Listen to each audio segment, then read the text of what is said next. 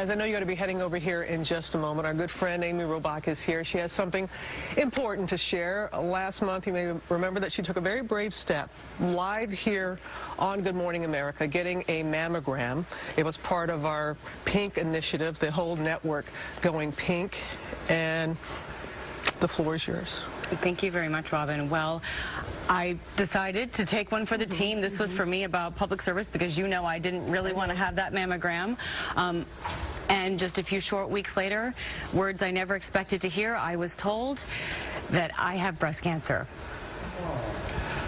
3, 2, 1. We are going pink on GMA this morning. We are live in a perfectly pink Times Square. Thomas. It was just 6 weeks ago that Pink took over GMA.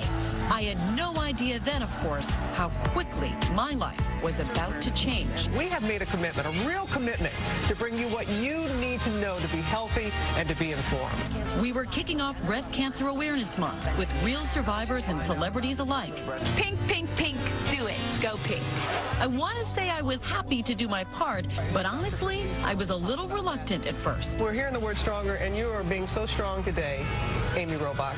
I had been asked if I'd get a mammogram on air to demystify it for women who might be nervous. You're going to live have a mammogram. You've never had that I'm before. 40, I'm the age, and I have been putting it off. The truth is, I had been putting this off for a year, between flying all over the world for work and running around with my kids to school and ballet and gymnastics like so many women. I just kept pushing it off, till now. That morning, I did a tape piece explaining why I had agreed. And I started thinking, wow, if I've put it off, how many other people have put it off as well? I went in to see Robin Roberts, and she said, you know what, Amy? If one life is saved because of early detection, it's all worth it. Now to a very, very brave moment for our dear colleague, Amy Robach. She's one of the news staffers having a mammogram. Inside that van, I was pretty calm, and there really wasn't anything to be scared of. It was over in a few minutes, and then my smiling friends were waiting for me. And it hurt so much less than I thought it was going to hurt. It was like nothing. I got to tell you, she was so nervous this morning. She is so happy right now. I could just see the relief. And that was it. Or so I thought, because a short time later, I was asked to come back for more scans. Then last week, a tornado of tests. Doctors move quickly when they're concerned.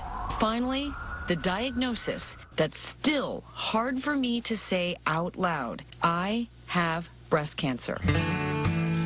I know that I have a fight ahead of me, but I also know that I have a lot worth fighting for. And I'm so grateful that I got that mammogram that day at GMA. Robin's words still echoing inside of me. If I got the mammogram on air and it saved one life, then it's all worth it, she had said. It never occurred to me that life would be mine.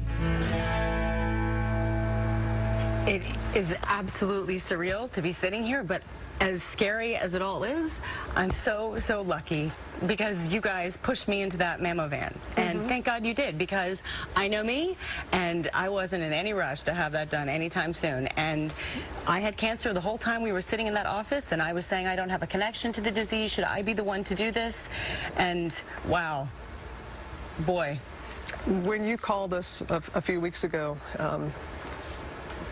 I'm sure the reaction to everybody at home, that was the reaction we had. Yeah. That could not believe that moment that you shared with us, and it was so brave of you to do that. And these have been very difficult weeks for you. Can you just share what you've decided to do? I have decided to have a bilateral mastectomy. I'm going to be very aggressive. I'm 40 years old.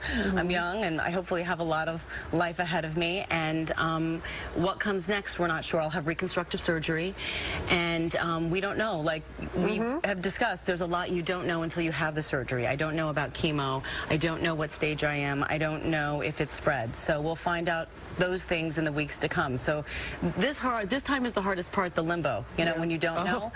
But I just want to say that I'm saying this out loud because the whole reason why I walked into that van was to raise awareness for people to get mammograms.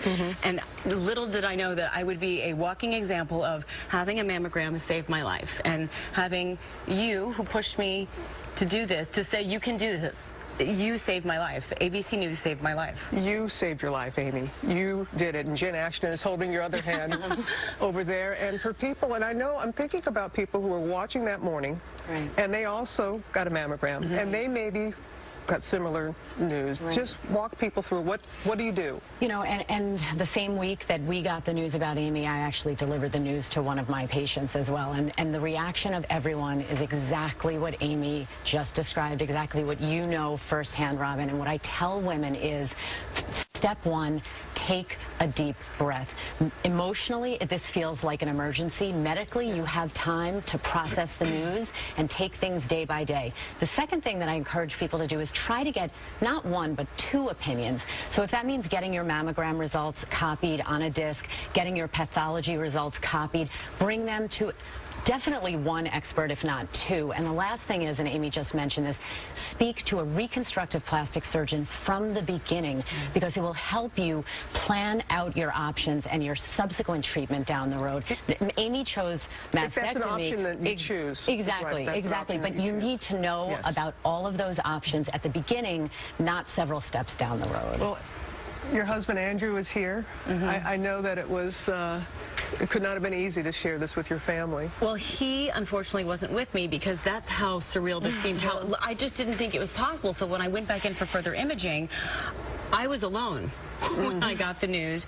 Andrew was on speakerphone from Minneapolis. He, of course, rushed to the airport to be with me. My parents rushed to be with me. Making those phone calls is tough. Telling your children was the toughest part. I actually spoke with the counselor beforehand, and yesterday I had to break the news to my grandmother, who is not in great health, and that was incredibly difficult. But we had my aunts around her, and my mom and I were on the phone with her, and those are all the tough things. But actually, in a weird way, that's when you get strong, because you have to be strong for other people, because you know you're just about to break their heart. And that has been the hardest part, just letting people know, and knowing how everyone's lives change, not just your life, but everyone around you changes. And look who you're sitting next to, the strongest woman ever. But as you guys know, and Robin, you are a walking example of this, when you're talking about a diagnosis like this, so often the focus is medical and physical. The emotional and spiritual part is just as important. And there are just so many emotions. I know it's a roller coaster.